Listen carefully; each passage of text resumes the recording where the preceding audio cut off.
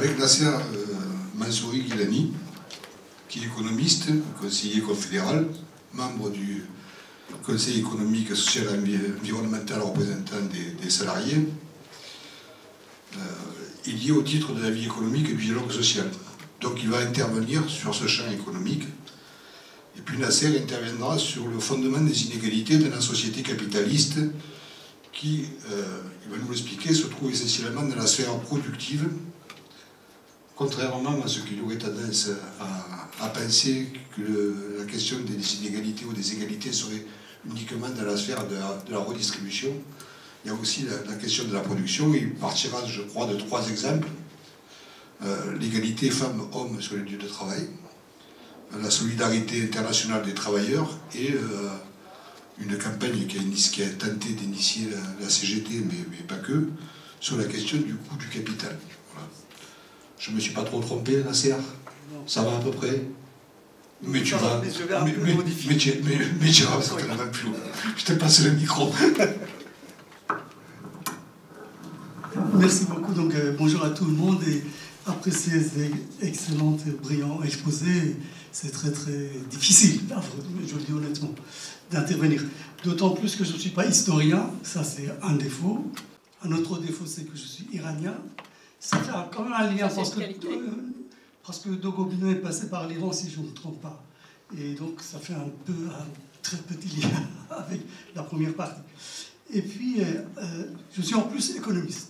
Mais économiste, si j'ai bien compris, de la même manière qu'il y a beaucoup d'écoles chez les historiens, je pense qu'il ne suffirait pas de dire que je suis économiste.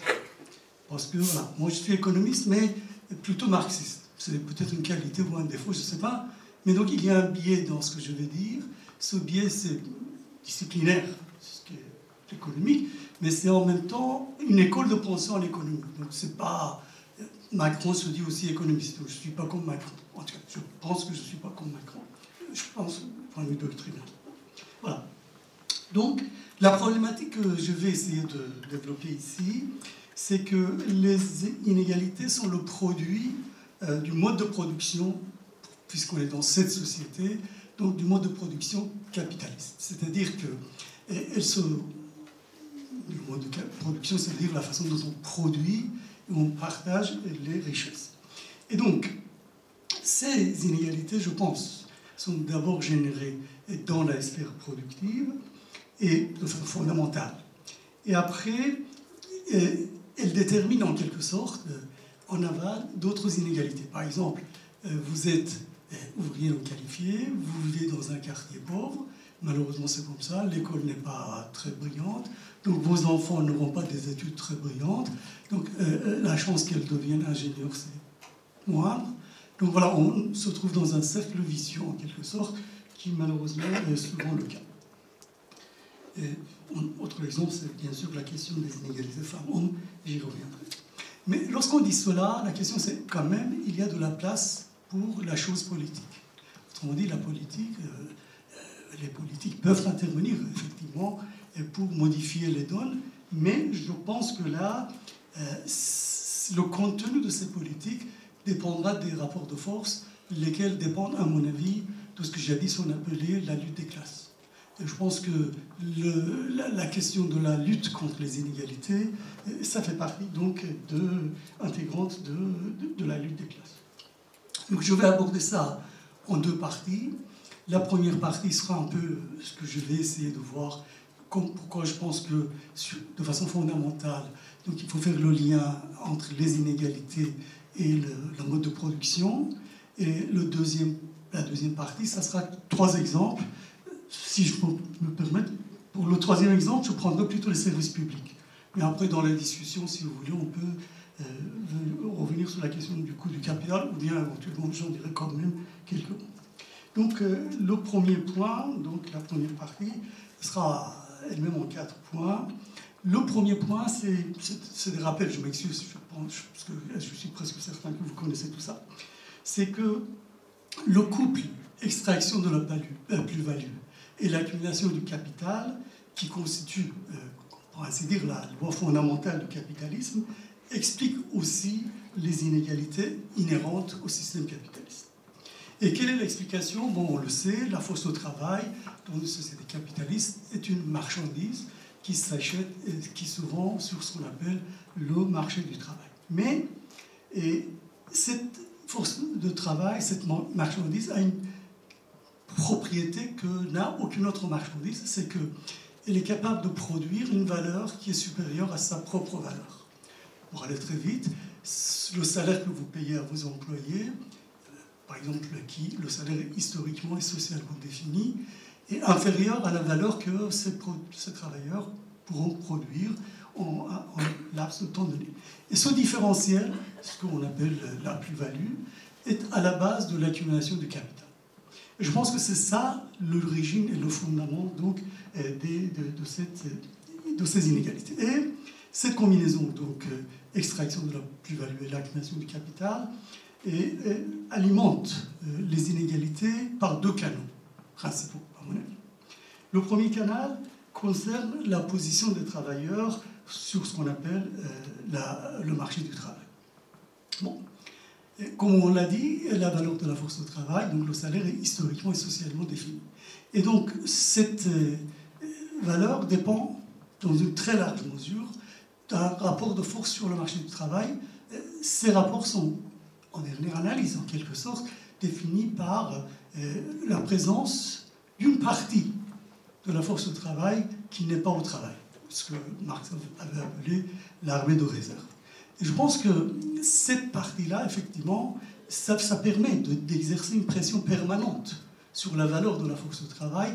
Et donc, c'est là l'origine, effectivement, de cette inégalité. Maintenant, le problème, c'est que, avec l'évolution du capitalisme, je pense que cette arme de réserve s'élargit. C'est-à-dire qu'aujourd'hui, ce n'est pas seulement un problème de chômage, c'est aussi un problème de précarité. Mais c'est aussi un problème, par exemple, de délocalisation. Donc, je pense que cette pression permanente sur la valeur de la force au travail va au-delà de ce que, par exemple, on abordait il y a, disons, un siècle et demi. Mais lorsqu'on dit cela, donc, l'idée c'est ça, c'est que sur le marché du travail, donc, les travailleurs, la force de travail dans sa globalité, se voit en position différente. Là, il ne s'agit pas de dire qu'il y a des contradictions entre ceux qui travaillent et ceux qui ne travaillent pas. Non, c'est la force du travail dans sa globalité qui est sous pression. Et donc, autrement dit, il ne s'agit pas, contrairement à ce que disent les libéraux, il ne s'agit pas de ce qu'ils appellent insiders and outsiders, les dedans, les dehors. Non. Pour nous, en tout cas, l'intérêt des travailleurs est unique. Les travailleurs ont des intérêts communs, qu'ils soient au travail ou qu'ils soient en dehors du travail ou précaires, et ainsi de suite. Je pense que c'est très important. Donc, le premier élément, le premier canal, c'est l'inégalité des positions du collectif des travailleurs, de la force de travail dans sa globalité sur le marché du travail. Et donc, le capital profite justement de cette inégalité pour justement renforcer l'exploitation et donc l'accumulation du capital. Le deuxième canal, à travers lequel les inégalités inhérentes donc, au système se produisent, je pense, a trait à la position, à la place des travailleurs sur le lieu de travail ou dans l'entreprise.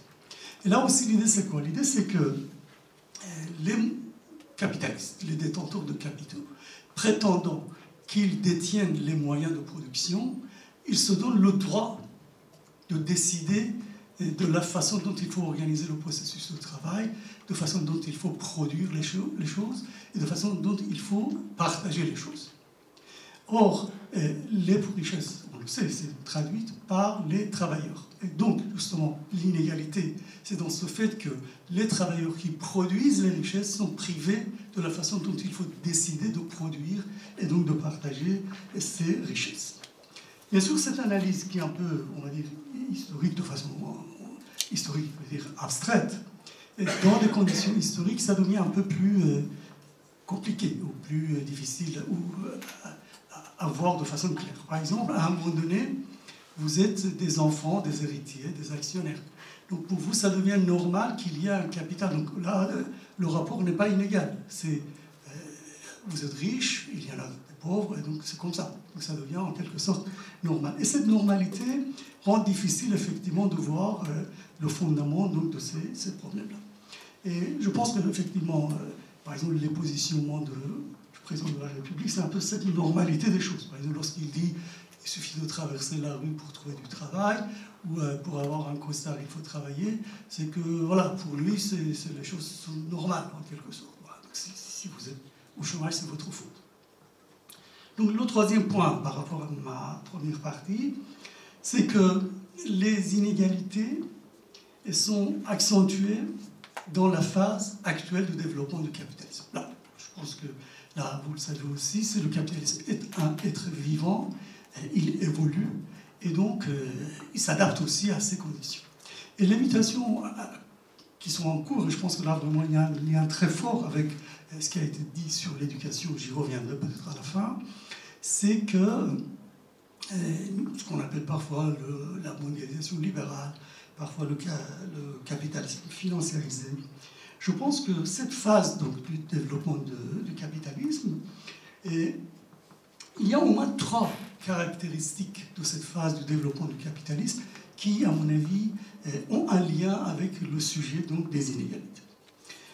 La première caractéristique, c'est ce que je peux appeler, je suggère qu'on appelle ça, une nouvelle configuration internationale du travail à travers ce qu'on appelle la segmentation des processus productifs. Bon, on sait, la segmentation des processus productifs, pour aller très vite, les délocalisations, la sous-traitance et tout ça, c'est pas nouveau, ça date depuis plusieurs décennies, et c'est vrai que ça s'était accentué à la fin donc, du XXe siècle. Et dans un premier temps, cette segmentation, ces processus, ont donné lieu à une notion que, par exemple, quelqu'un comme Dobernis a largement développée, c'est la nouvelle division internationale du travail. Là, je schématise.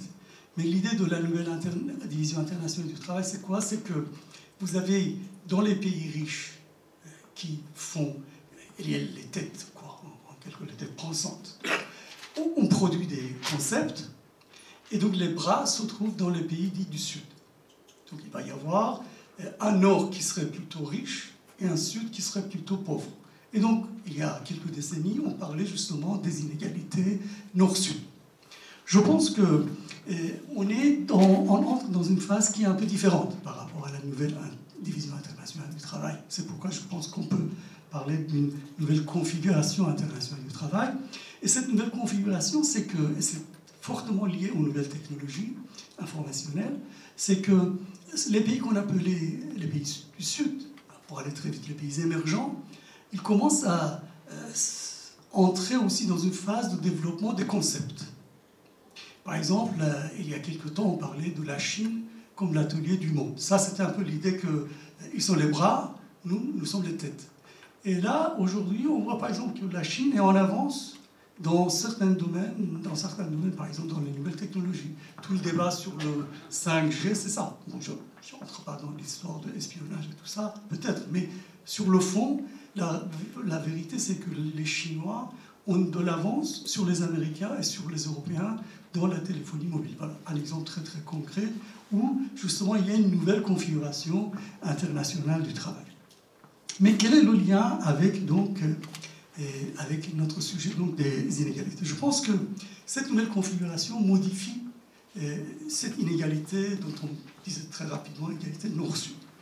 L'idée, c'est que, généralement, lorsqu'on regarde un peu les choses en lien avec tout ce qui est la pression accrue sur les travailleurs, donc il y a une tendance à la baisse des normes sociales et environnementales dans les pays du Nord. Toutes les attaques contre le droit du travail, par exemple en France, s'expliquent, je pense, par rapport à ça. Mais en même temps, dans un certain pays dit en voie de développement, vous avez une fraction de la population qui voit sa situation s'améliorer, alors que le reste à l'écart. Mais en même temps, ce qui est important, c'est que ce soit dans les pays dits riches ou dans les pays dits pauvres, vous avez la part des riches dans les richesses nationales, dans le revenu national qui augmente. Autrement dit, on n'est pas dans cette configuration nouvelle, on n'est pas devant des inégalités nord-sud, on est devant des inégalités partout dans le monde.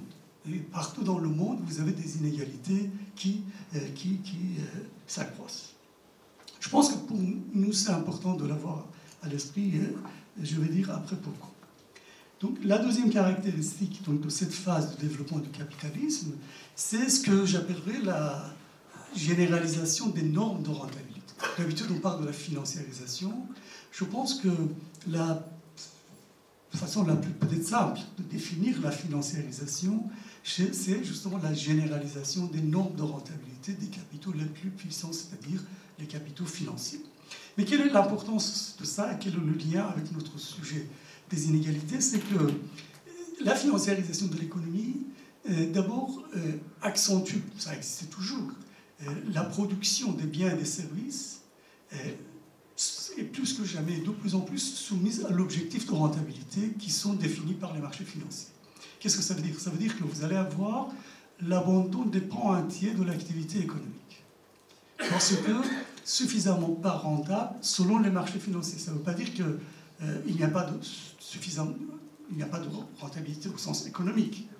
Mais non, ce n'est pas rentable suffisamment pour les marchés financiers. Mais donc là, quel est le lien avec les inégalités? C'est qu'effectivement, vous allez avoir une exclusion de plus en plus importante d'une partie des activités et d'une partie de la population.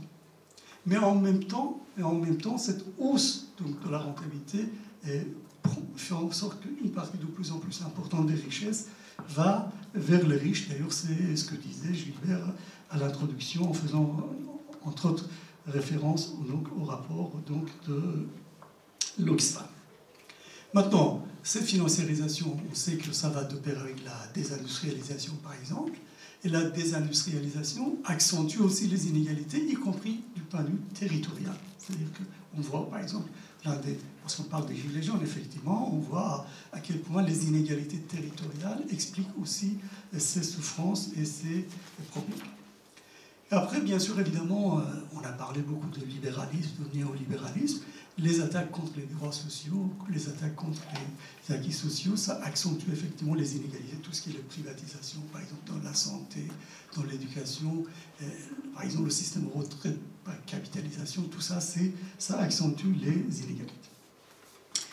Et la troisième caractéristique de cette phase de développement du capitalisme, et ça, je pense vraiment ça fait le lien avec la discussion de tout à l'heure, c'est que autant ces nouvelles technologies accentuent la part des riches dans la richesse nationale, dans le revenu national, autant potentiellement ces nouvelles technologies permettent de réduire les inégalités.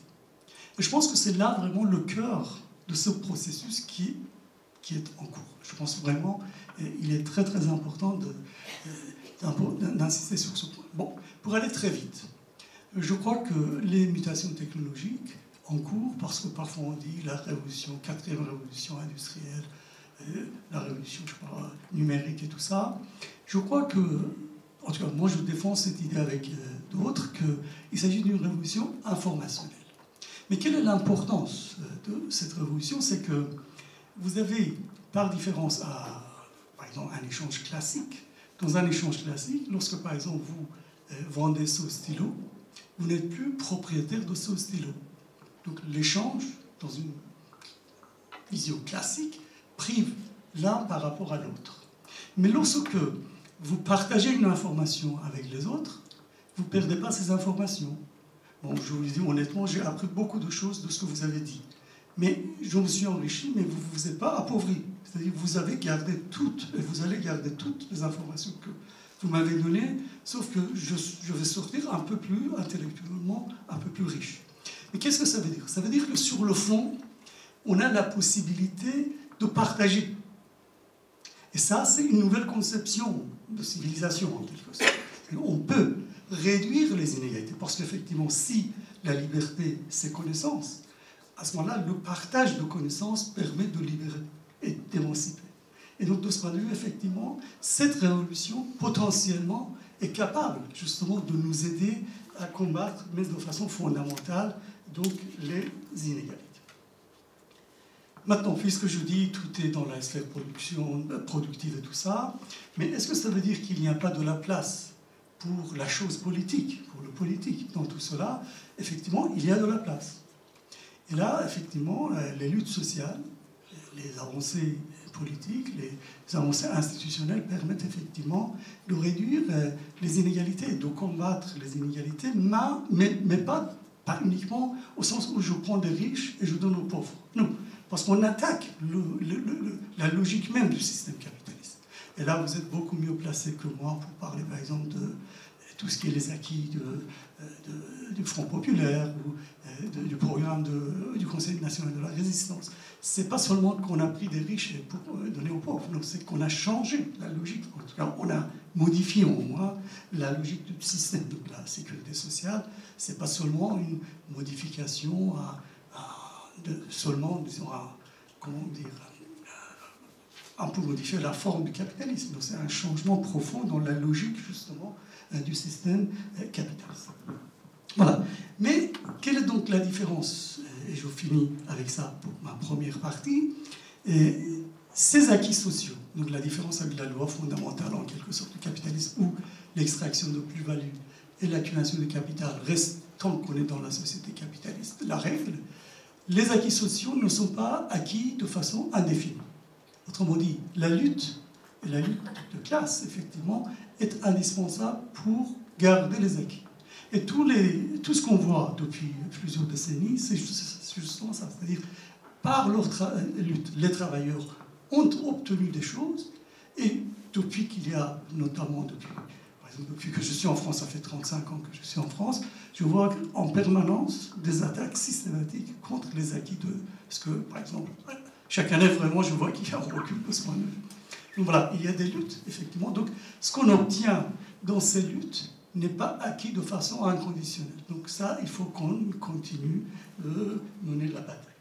Voilà, donc ça, c'est la première partie de ce que je voulais dire. Mais pourquoi insister sur cette dimension de classe, pour ainsi dire, de la lutte contre les inégalités?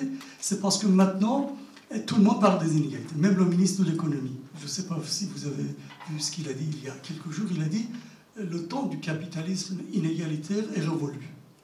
Donc il faut réinventer le capitalisme. Or, ce que je dis, c'est ce que j'essaie de dire, c'est on ne peut pas lutter de façon fondamentale contre le capitalisme inégalitaire tout en restant dans la logique du système capitaliste. Parce que tant qu'on est dans la logique du système capitaliste, il va y avoir des inégalités. Voilà, ça c'était un peu ma première partie. Si vous n'êtes pas fatigué, je prends quelques exemples. Ça sera ma deuxième partie. Donc la deuxième partie, je prends 3 exemples pour voir comment on peut, à mon avis, il est nécessaire, notamment pour le syndicalisme, d'aborder ces sujets en lien avec la sphère productive. Le premier exemple, c'est effectivement les inégalités femmes-hommes. Bon, bien sûr, il y a une dimension sociétale, et bon, il est certain, par exemple, que les femmes, malheureusement, sont discriminées, même si la discrimination, comme disait Maryse, ça renvoie à une conception un peu plutôt individualisée, mais en tout cas, elles sont discriminées partout. Mais je pense qu'au-delà de cet aspect sociétal, la question c'est quelle place, par exemple, les femmes occupent dans les processus productifs. Par exemple, dans l'entreprise, à tous les niveaux, y compris jusqu'au niveau de la direction et donc des choix stratégiques des entreprises. Mais je vais être un peu provocateur. Quelle place les femmes occupent aussi dans les instances représentatives des travailleurs? Vous savez que la CGT a fait un excellent travail sur cette question-là. Et voilà, donc il y a une étude qui a été réalisée. Je pense que c'est très, très instructif. Le deuxième aspect, c'est par exemple la question des salaires. Bon, tout le monde maintenant, y compris le ministère, reconnaît que le salaire des femmes est 10% en moins que le salaire des hommes. Mais effectivement, là aussi, il y a un travail assez intéressant. Il faut rendre notamment hommage à Rachel Silvera, qui a fait un travail excellent pour démontrer que, contrairement à ce qu'ils disent, lorsqu'on tient compte de tous les facteurs qui existent en présence, et donc à ce moment-là, l'écart de salaire entre les femmes et les hommes, c'est de 25%, et pas de 10%, contrairement à ce que dit le gouvernement. Donc voilà. Donc si on veut réduire les inégalités, on ne peut pas avoir une discrimination à l'encontre de la moitié de la force de travail. C'est inimaginable. La lutte contre les inégalités implique qu'il y ait vraiment une égalité de fait, des droits en quelque sorte, de salaire, de position, ainsi de suite, pour les femmes comme pour les hommes. Le deuxième exemple, c'est la solidarité des travailleurs. Mais pas uniquement la solidarité internationale, c'est la solidarité des travailleurs au sens large. Bon, c'est vrai que lorsqu'on parle de solidarité, on a toujours à l'esprit un peu un aspect affectif. Comme d'ailleurs, par exemple, la fraternité, ça devient un peu de la philanthropie. Et non, je pense qu'avec tout ce qu'on vient de dire, et notamment le changement un peu des processus productifs et tout ça, et la solidarité des travailleurs devient un enjeu réel, pas seulement affectif, un enjeu de lutte concrète pour gagner des droits et pour établir des égalités de situation. Bon, bien sûr, par exemple, tout ce qui est le travail, la lutte contre le chômage et la précarité. Mais si vous prenez un autre exemple, la situation des donneurs d'ordre et donc des sous-traitants. Voilà. Donc comment on assure par exemple l'égalité des conditions pour les travailleurs dans les entreprises sous-traitantes et dans les entreprises donneurs d'ordre. Autre exemple, ça a été évoqué je pense tout à l'heure, ce qu'on appelle les travailleurs ubérisés. Ou maintenant, voilà, des choses comme ça. Auto-entrepreneuriat et ainsi de suite. Les travailleurs immigrés. Ou bien, par exemple, vous prenez encore un cas plus criant, ce qu'on appelle les sans-papiers. C'est-à-dire les travailleurs qui travaillent, mais qui n'ont pas, qui cotisent, qui paient des impôts, mais qui ne sont pas légaux, qui n'existent pas légalement. Voilà. Donc, vous le savez, ce n'est pas pour faire de la pub pour la CGT, mais vous savez que la CGT a beaucoup travaillé sur ces aspects-là, mais je pense que les autres aussi. Voilà.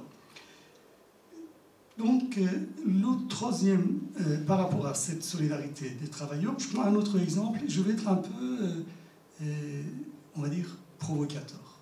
On va dire comme ça. C'est pour me faire comprendre. C'est l'histoire des dividendes des entreprises multinationales, et notamment, par exemple, les dividendes versés par le CAC 40. Moi-même, j'ai écrit beaucoup sur ce sujet, que ces entreprises, c'est inadmissible. C'est inadmissible, par exemple, que les entreprises du CAC 40 versent 57 milliards d'euros à leurs actionnaires. C'est inadmissible. Mais maintenant, si on revient au point de départ, c'est d'où viennent ces dividendes et ces profits? Ils viennent donc de la surexploitation des travailleurs. Si vous êtes en présence des firmes multinationales, c'est-à-dire les entreprises qui sont présentes dans plusieurs pays, et pour une fois, nos adversaires ne disent pas, disent vrai lorsqu'ils disent l'essentiel de ces profits sont réalisés à l'extérieur et pas en France. Donc si nous versons 57 milliards de dividendes, ce n'est pas que nous avons pris cet argent dans les poches des salariés français. Non, non, nous avons exploité. Bon, ils ne disent pas comme ça, mais ils disent voilà, nous avons réalisé ça à l'étranger et donc nous versons ça à nos actionnaires. Le problème, c'est que pour nous, dans l'optique des travailleurs, ça veut dire quoi? Ça veut dire que ces 57 milliards sont le résultat d'une surexploitation des travailleurs dans les autres pays. Et donc si nous, salariés et travailleurs français, si nous voulons dire que, par exemple, vous avez 57 milliards de versés aux actionnaires, augmenter notre salaire, je vais schématiser, c'est seulement pour me faire comprendre, c'était comme si nous disions, nous voulons notre part dans la surexploitation des travailleurs des autres pays. Voilà. Je pense que pour nous, lorsque je dis la solidarité des travailleurs, c'est comment, dans l'optique des travailleurs, nous allons par exemple dire ces 50 milliards, c'est la surexploitation des travailleurs, que ce soit nous ou les autres. Et donc nous voulons la hausse des salaires en France, mais nous voulons aussi la hausse des salaires dans les autres pays. Comment nous luttons concrètement, de façon concrète, pour avoir ça. Imaginez par exemple que nous sommes devant la porte de Renault. On sait que par exemple il y a des filiales de Renault en Roumanie. On sait que une partie importante des profits de Renault viennent de la surexploitation des travailleurs en Roumanie. Imaginez qu'on va distribuer un tract où on dit, voilà, vous avez versé tant de dividendes à vos actionnaires, nous voulons par exemple une hausse de salaire de X% pour les travailleurs français, et nous voulons en même temps une hausse de salaire de Y% pour les travailleurs roumains. Voilà, donc vous voyez, ça c'est autre chose, je pense que, et de ce point de vue, je pense qu'on a intérêt à être un peu plus attentif et un peu plus réfléchir à cette question. Et le troisième exemple que je donnerai par rapport à la solidarité des travailleurs, c'est le pouvoir dans l'entreprise. Si on a dit au départ que ces inégalités inhérentes au système viennent aussi du fait que le pouvoir est inégal dans l'entreprise, À ce moment-là, comment on obtient des droits d'intervention des travailleurs sur les choix stratégiques des entreprises, ça devient un enjeu important. Et ça peut être à la fois aux différents niveaux des instances représentatives, et y compris, et de plus en plus, jusqu'au niveau des conseils d'administration. Et là, sans vraiment vouloir faire de la pub pour la CGT, je pense que la CGT fait beaucoup de choses dans ces domaines-là, et notamment pas notamment, mais en tout cas, y compris pour ce qui est les administrateurs salariés. Et donc, mon dernier exemple, ça sera les services publics. Et plus généralement, ce que j'appellerais le non-marchand. J'en ai dit un peu déjà à quelques mots. J'ai dit le sens de cette révolution informationnelle, c'est l'information, c'est la connaissance, dont le partage permet l'enrichissement mutuel sans privation. Et derrière, c'est la logique marchande. C'est tout le contraire de la logique privée. C'est tout le contraire de la logique privée. Et je pense que là, on voit que le développement de ce concept non marchand va au-delà de simple redistribution.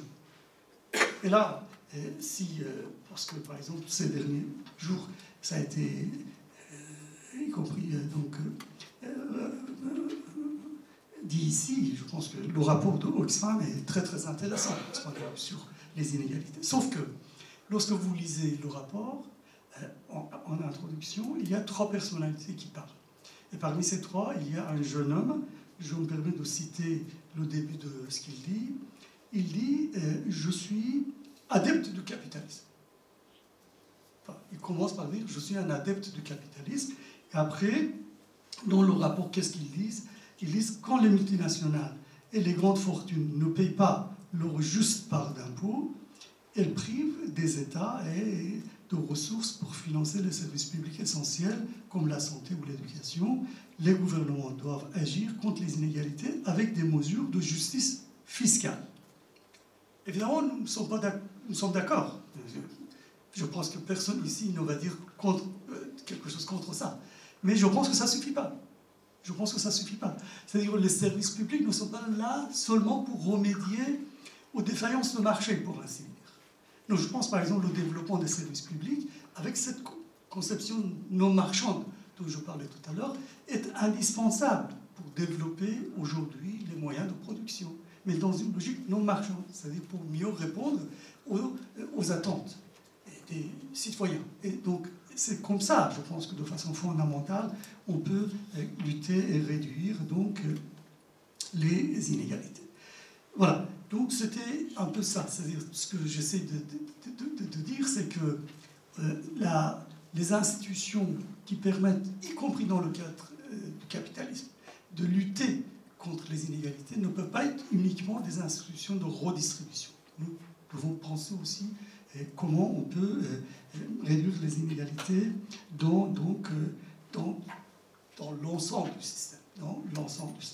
Et donc dans ce cadre-là, pour finir et vous remercier de votre patience, donc il y a de la place pour le politique, c'est-à-dire pour la chose politique, pour lutter contre les inégalités, mais encore une fois, le contenu de l'intervention politique dépend des rapports de force qui eux-mêmes dépendent, je pense, qu'ils représentent un aspect de la lutte des classes. Et donc, vraiment, pour finir, c'est le syndicalisme qu'on peut appeler de reconquête, a intérêt à porter le débat sur et le combat contre les inégalités, aussi bien dans le domaine de la production que celui de partage des richesses. Voilà, je vous remercie de votre attention.